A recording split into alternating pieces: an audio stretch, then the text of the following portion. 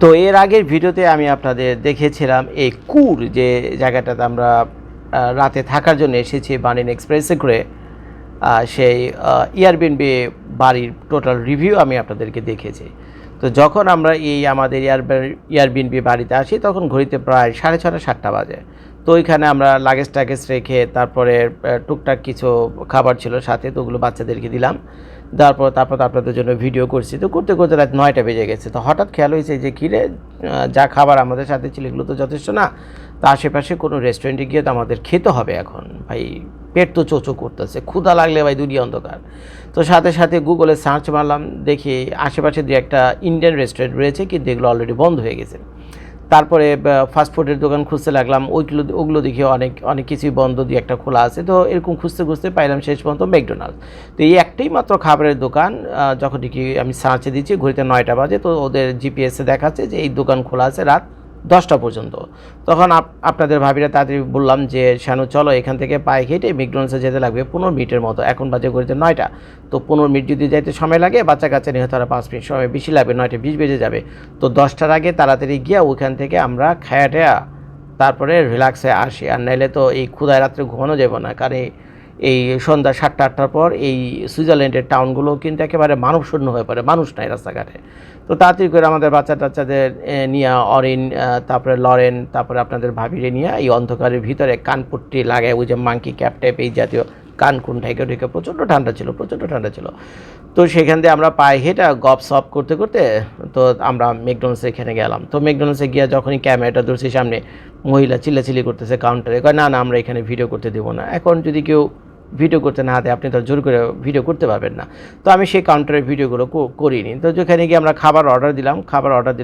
খাবার অর্ডার সময় আমার মনে হয়েছিল যে খাবারের দাম একটু বেশি মনে হচ্ছে, কেন জানি, তবে কনফার্ম ছিলাম না, কারণ অনেক খাবার তো দেখি ফাইনাল বিলটা কত আসে। তো মহিলা যখন ওই ফাইনাল খাবার বিলটা আমার টেবিলে এনে দিল, তো তখন দেখলাম যে $38 টোটাল বিল হয়েছে।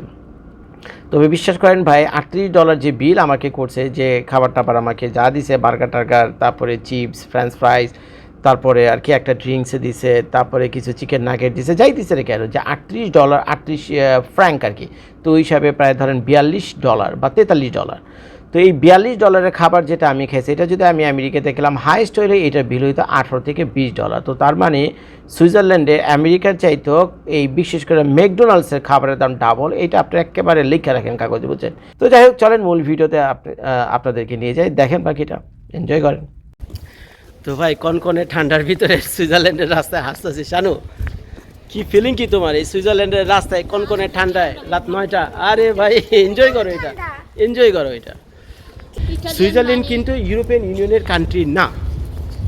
সুইজারল্যান্ড ইউরোপিয়ান ইউনিয়নের কান্ট্রি না। তো যার ফলে তারা এই দেশে ইউরো ব্যবহার করে না, তারা ব্যবহার করে হলো সুইস ফ্রাঙ্ক ব্যবহার করে, তারা সুইস ফ্রাঙ্ক ব্যবহার করে। আমার মেয়ের এনার্জি আছে বলতে হবে ভাই, বুঝছেন। দেখেন একদম বাপের চেতে বেশি জোরে জোরে হাঁটে। ওই যে চিপস দেখেন, আমার মেয়ের জ্যাকেটের পকেটে একটা পানি, আর ওইগুলো কলা, আরও কিছু জিনিসপত্র আছে, এগুলো নিয়ে এখন আমরা রওনা হয়েছি। কোন দিকে পাইছে? ম্যাকডোনাল্ডস। তো এই অবস্থা। তো যারা জানতেন না এটা জানাই দিলাম, এই সুইজারল্যান্ডে কিন্তু ইটি চলে না, ইউরো টিরো চলে না, কেউ নেবেন আপনাদেরকে ওই আসেন আপনাদেরকে সুইজারল্যান্ডে ম্যাকডোনাল্ডসের খাবারের দাম কেমন এই সম্পর্কে একটুখানি ধারণা দেয়। তো চলেন স্টার্ট অর্ডার। আচ্ছা, অর্ডার উইদাউট স্ক্যানিং। আচ্ছা, তারপরে ল্যাঙ্গুয়েজ এখানে সিলেক্ট করেন। ল্যাঙ্গুয়েজ সিলেক্ট করার দরকারই নেই, আমি অলরেডি ইংলিশ দিয়ে রাখছিলাম। তারপরে দেন আপনি এখানে ইটিন মানে বসে খাবেন। এবার আসেন মেনুস অ্যান্ড বার্গার, এইটাতে আসেন। জাস্ট দামগুলো আপনারা দেখেন, পরে আমি বলবো যে কাহিনিটা কী হয়েছে। এখানে একটা স্পাইসি ম্যাক চিকেনের দাম হলো 8 ফ্রাঙ্ক। এবারে আমি বলতেছি 8 ফ্রাঙ্ক। সবচেয়ে কম দামি যে বার্গার আছে সেটার দাম সম্ভবত, এইটা হলো হ্যামবার্গার, এটার দাম হলো 3 ফ্রাঙ্ক। তো এখন এই ফ্রেঞ্চ ফ্রাইস, এই যে এখানে ফ্রেঞ্চ ফ্রাইস আছে, স্টিল থিঙ্কিং কন্টিনিউ। এই ফ্রেঞ্চ ফ্রাই দেখেন, এই ফ্রেঞ্চ ফ্রাই কয়েক ধরনের আছে, এটা হলো মিডিয়াম, এটা হলো স্মল, আর এটা হলো মিনিটের দাম 3 ইউরো, মাঝারিটার দাম হলো 4 ইউরো, আর সবচেয়ে বড় যেটা আছে এই যে অল্প কাটা দেবে এখানে, সবচেয়ে বড় এই অল্প কাটা, এটা হলো 5 ইউরো। আচ্ছা, ক্যান্সেল আইটেমস। আচ্ছা, এটা ভালো কথা। তারপরে আসছে হলো হ্যাপি মিল, এটা খুব জনপ্রিয় সারা দুনিয়াতে। তো এখানে একটা হ্যাপি মিলের দাম হলো কয়েকটা চিকেন নাগেট দিবে আর একটা পানির বোতল আর একটা মনে হয় জুস দেবে, সেটা হলো প্রায় 7 ইউরো করে। মানে সবই হলো এক সাইজ, কোল্ড ড্রিঙ্কসেরও সবই এক সাইজ, বুঝছেন? ও না, স্মল বড় পার্থক্য আছে। যদি আপনি স্মলটা কিনেন তাহলে হলো প্রায় 4 ফ্রাঙ্ক, আর যদি মিনিটা কিনেন সবচেয়ে ছোটোটা সেটা হলো 3 ফ্রাঙ্ক। মোটামুটি যা দেখালাম আমি আপনাদেরকে এই সুইজারল্যান্ডে খাবারের দাম, বিশেষ করে ম্যাকডোনাল্ডসে। তো এই কাহিনী নিয়ে আমি পরে বিস্তারিত বলতেছি, ঘটনা একটা ঘটছে, বুঝছেন? এটা আপনাদের জানানো দরকার, বুঝছেন? এটা আপনাদের লক্ষ্য করলাম এখানে মনে হয় ম্যাকডোনাল্ডসের খাবারের দাম বেশি, সুপার এক্সপেন্সিভ। যদি আসেন ভবিষ্যতে বিশেষ করে সুইজারল্যান্ডে, ম্যাকডোনাল্ডসের হাত থেকে বেজা থেকে নাকি দেখে দোষানো, তুমি যদি না দেখো বাকি তো বুঝবে না, কারণ তোমার এক্সপিরিয়েন্সটা তো তুমি 10 জনের সাথে শেয়ার করতেছো।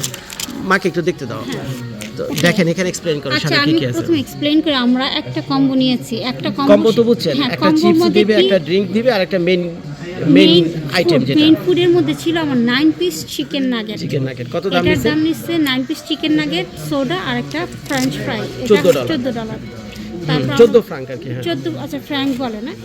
আর বাকি আমরা 3 জন ছিলাম, 3 জনের জন্য 3টা ম্যাক চিকেন নেওয়া হয়েছে, $6.5 করে, 6.5 ফ্রাঙ্ক করে $19। আচ্ছা, তারপরে $19.50, 20 ফ্রাঙ্ক, এটা আচ্ছা ফ্রাঙ্ক বলে।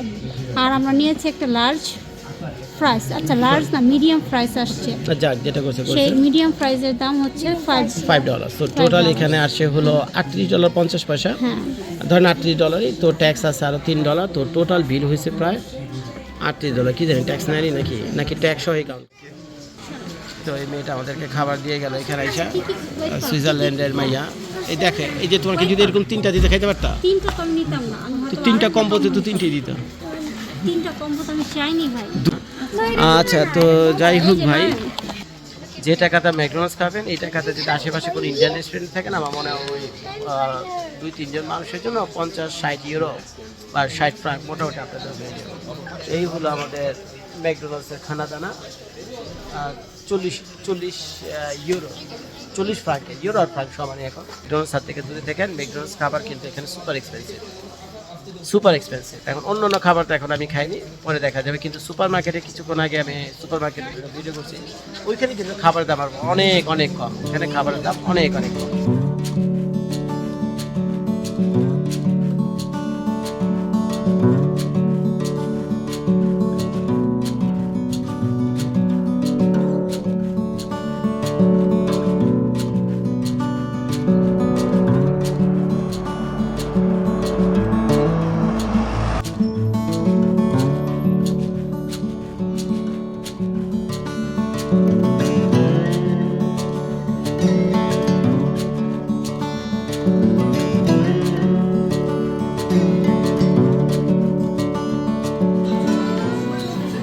তাহলে ম্যাকডোনাল্ডস আর গরিব মানুষের খাবার নো মোর।